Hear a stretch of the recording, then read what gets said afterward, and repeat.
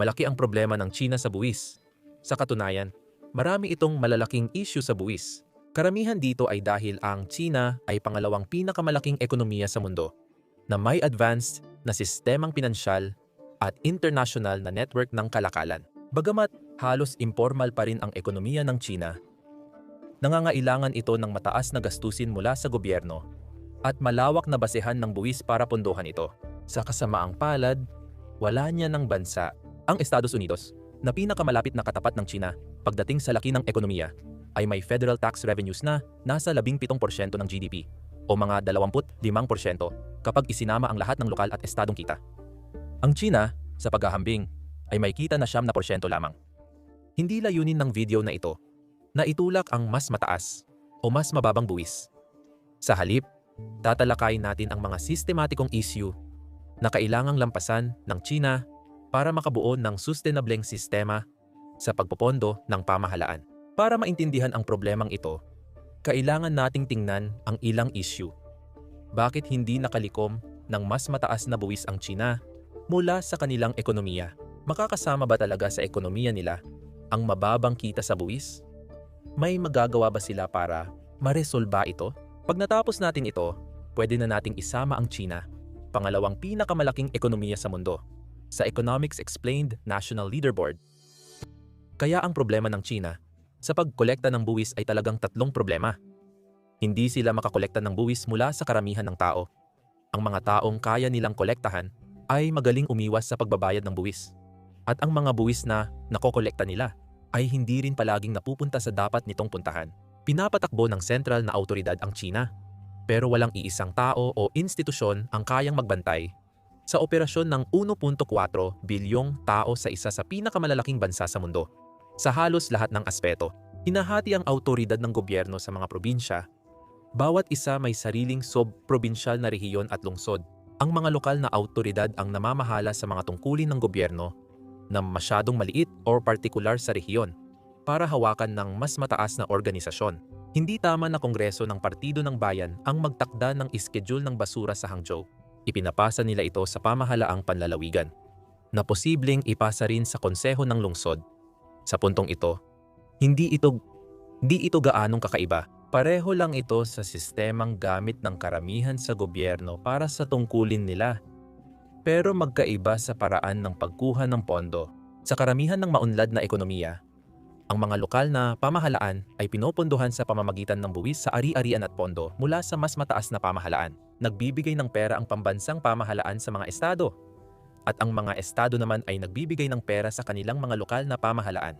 May iba pa silang kita, tulad ng multa sa parking o bayad ng negosyo.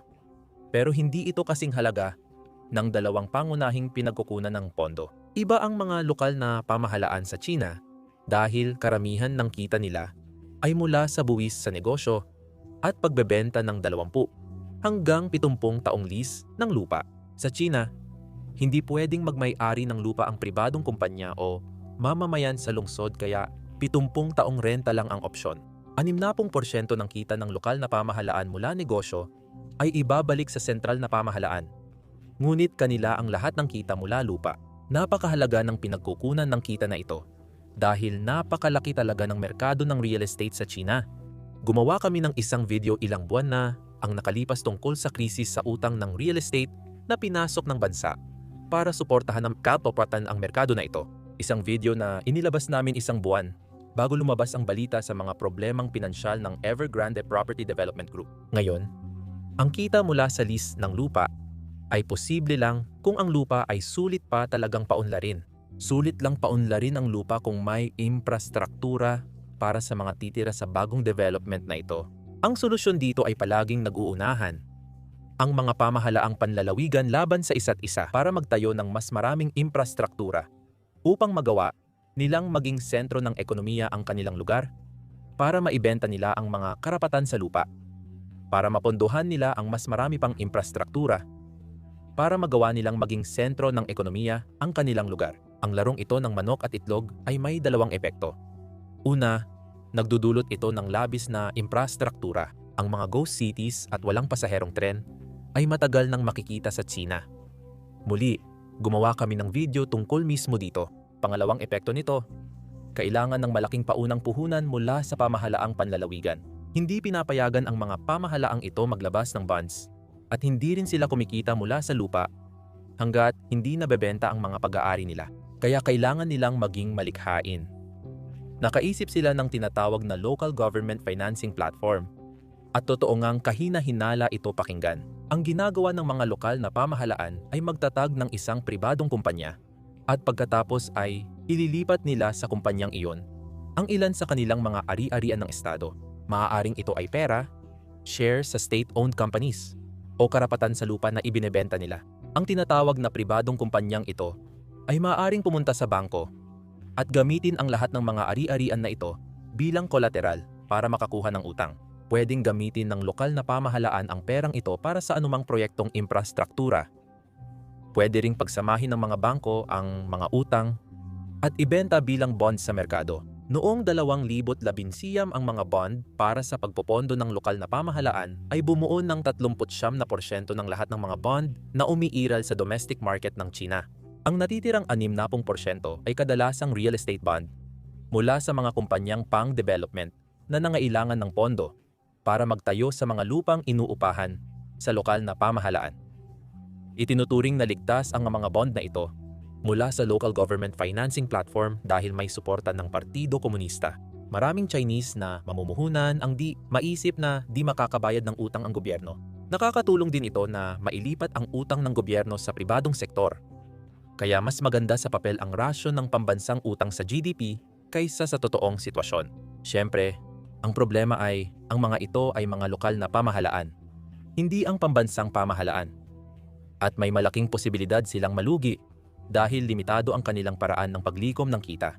Sa ngayon, hindi pa problema ang sistema dahil patuloy na tumataas ang halaga ng real estate. Kahit ang pinakawalang ingat na pangungutang, nababayaran ito sa kita mula sa pagpapaupa ng lupa.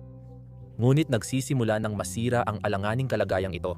Para sa panimula, mahigpit pa ring nagpapatupad ng lockdown ang China para pigilan ang pagkalat ng COVID. Nagpatupad ang gobyerno ng zero-case policy. Ibig sabihin, kahit malaking lungsod gaya ng Shanghai ay ila-lockdown agad kapag may kaso. Dahil sa mga lockdown na ito, ipinagbawal ang paglabas ng bahay ng mga tao maliban na lang kung bibili ng pagkain, kaya naman apektado talaga ang mga negosyo. Ang kawalan ng aktibidad ng negosyo ay nagputol ng malaking pinagkukunan ng kita para sa mga lokal na pamahalaan sa China. At hindi pa natin pinag-uusapan ang mga problema sa sektor ng real estate. Nawawala na ang dating kumpiyansa ng mga Chino sa real estate dahil sa pagkalugi ng malalaking property developer. Dahil dito, kaunti na lang ang gustong mag-invest at kaunti na rin ang ipinapatayo. Ang mas kaunting ipinapatayo ay nangangahulugan na mas kaunti ang kinikita ng mga lokal na pamahalaan mula sa pagpapaupa ng kanilang mga lupain. Ibig sabihin, hindi na interesado ang mga bangko na tanggapin ang mga lupang ito bilang kolateral para sa bond ng local government financing platform. Mas pinalala ito ng pamahalaang sentral ng China nang magsimulang magbigay ng tax returns bilang kabayaran sa mga mamamayang naipit sa bahay, habang pinapalakas ang mga proyektong infrastruktura para maibsan ang epekto ng lockdown sa ekonomiya. Mas kaunting pera ang pumapasok, mas maraming lumalabas, at mas konting opsyon para makalikom ng pondo sa panahong ito. Ngayon, kung ang mga highly speculative na financial assets na itinuturing na sobrang ligtas para bumagsak dahil suportado sila ng real estate sa mabilis na umuunlad na merkado, kung pamilyar ito sa'yo, baka kailangan mo nang mag-alala. Dagdag pa, karamihan ng bonds sa China ay may rating na hindi bababa sa AA. At halos lahat ng local government financing bonds ay AA. Kaya't akala ng mamumuhunan na ito ang pinakaligtas na investment. Ngunit sa realidad, malayo ito sa katotohanan, pero ito ay 19 trilyong dolyar na bond market na nakasalalay sa sistemang kailangan ng patuloy na paglago. Maaaring iniisip mo kanina pa na kung sakaling sumabog ng malala ang market na ito, masama iyon. Papasok ang pambansang pamahalaan para sagipin ang lokal na pamahalaan, kahit para lang protektahan ang reputasyon ng sariling partido. Pero maaring hindi nila ito magawa. Napakalaki ng merkado ng bono sa China. 11 trilyong dolyar ang halaga ng pandaigdigang mortgage-backed securities market. At sa ilang aspeto, mas maayos pa itong na-regulate. Mas malaki pa ang merkadong ito kaysa sa buong GDP ng China. Hindi pa kasama rito ang isa pang malaking issue sa kung paano hinahawakan ng pamahalaang Tsino ang lupa. Ang 20 hanggang 70 taong lease ay nauubos din. At may mga maiikling lease na nag-i-expire na, kaya nagkakaproblema ang pamahalaan. Ano ang gagawin nila sa lupang iyon? Ayon sa nakagawiang kasunduan, ibabalik ang lupang ito sa pamahalaan. Ngunit hindi ito tanggap ng mga taong mapapaalis at mawawalan ng kanilang pinakamalaking puhunan. Naniniwala ang mga Tsino na hindi nababawiin ang lupa kapag nag-expire ang lease dahil magiging hindi ito popular sa politika. Sinusuportahan din ng merkado ng real estate ang ganitong pag-iisip. Ang mga bahay na may 20 taon na lang natitira sa kanilang land lease ay pareho lang ang presyo sa mga bahay na may 70 taon pa, kung pareho lang ang lahat ng bagay. Bakit nga ba magbabayad ang isang tao ng parehong halaga para sa bahay na pwede lang nilang tirhan ng 20 taon kung may katulad namang property na pwede nilang tirhan ng 70 taon? Hindi nila inaasahan na matatapos pa ang mga lease. Dagdag pa, dahil sa building standards sa mga lungsod ng China, malamang hindi din tatagal ang mga gusaling ito. Lalong nalito ang sitwasyon dahil sa bagong batas na nagsasabing ang residential land rentals ay automatikong mare-renew. Ngunit hindi malinaw kung libre ito o kung kailangang magbayad muli ang mga may-ari ng lupa para sa renewal. Isang miyembro ng drafting team na gumawa ng batas na ito, sa katunayan, ay umamin kalaunan na sinadya nilang gawing malabo ang batas dahil ayaw nilang akuin ang responsibilidad sa pagpili kung paano mareresolba ang isyong ito.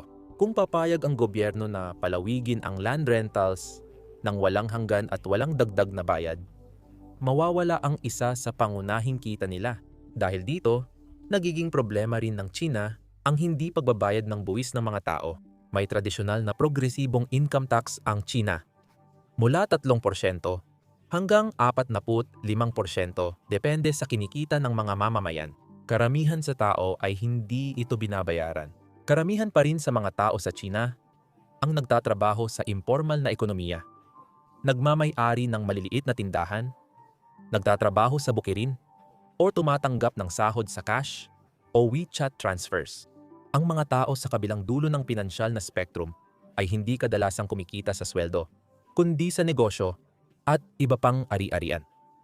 Kaya nababawasan ng malaki ang kanilang buwis. Kaunti lang ang may sapat na yaman para magtrabaho ng formal, pero hindi sapat para makaiwas sa buwis. Kaya sila ang nagbabayad nito. Nagkaroon ng mga eskandalo na kinasasangkutan ng kilalang negosyanteng Tsino at sikat na personalidad sa pag-iwas sa buwis. Sa totoo lang, kaya ng gobyerno pigilan ang karamihan dito bukas kung gusto nila. Pero hindi nila ginagawa dahil sa dalawang dahilan. Ang una ay dahil ang maluwag na regulasyon tungkol sa buwis ng mga negosyo ay naghihikayat ng aktibidad ng negosyo. Ang pagtutulak sa paglago ng negosyo ang pangunahing dahilan ng pag-unlad ng ekonomiya ng bansa sa nakaraang 3 dekada. Ang pangalawa ay kung hahayaan nilang makalusot ang mga tao sa pag-iwas sa buwis, anumang oras ay maaari nilang piliing imbestigahan ang mga taong iyon at palagi nilang alam na may mahahanap silang dahilan para arestuhin ang mga ito. Kumbinyente ito para patahimikin ang maingay na celebrity o leader ng negosyo. Pero di mo epektibong mabubuwisan ang 2% lang ng populasyon. Hindi lang nito iniiwan ang di patas na bigat sa mga manggagawang tapat na nagbabayad ng tama, at hindi lang nito pinipigilan ang kakayahan ng gobyerno na makalikom ng regular na buwis. Nililimitahan din nito sa pinakapundamental na paraan ang kontrol ng gobyerno sa ekonomiya. Tinututukan ngayon ang patakarang pananalapi dahil sa record high na inflasyon. Pero ang patakarang piskal, gaya ng pagbabago sa buwis at paggastos ng gobyerno, ay kasing halaga o mas mahalaga pa sa pagpapatakbo ng epektibong ekonomiya. Ang pagtaas ng buwis ay nakakatulong pababain ang inflasyon, habang ang pagbaba nito ay nagpapabilis ng paglago ng ekonomiya sa panahon ng kagipitan. Epektibo lang ang tax break kung talaga namang nagbabayad ng buwis ang mga tao mula sa simula. Kung hindi naniningil ng buwis ang gobyerno sa karamihan, nawawalan ng saysay ang mekanismong ito ng kontrol. Ang paniningil ng income tax sa iilan lang ay nagpapakitang hindi malaki ang kontrol ng pamahalaang Tsino sa ekonomiya kung hindi ito paakyat.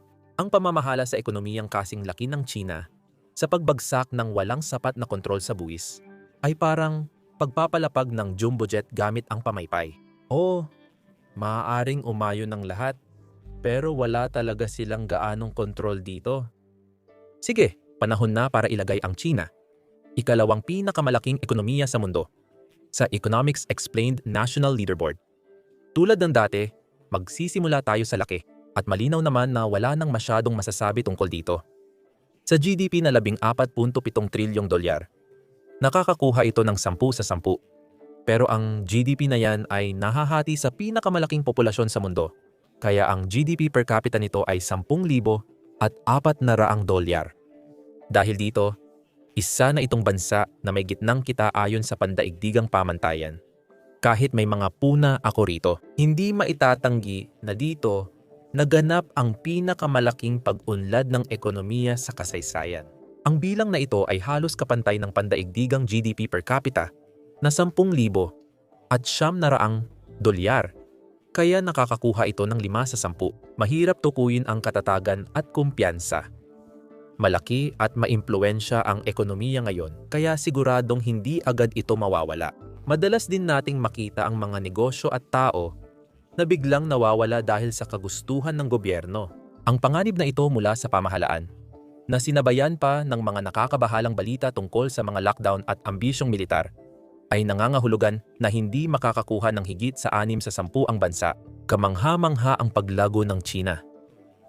Mahirap nang maisip ang panahong hindi pa ito pangunahing ekonomikong superpower, pero higit pa sa dumoble ang laki ng ekonomiya nito mula noong 2010 at higit 10 beses na mas malaki ito kumpara noong taong 2000.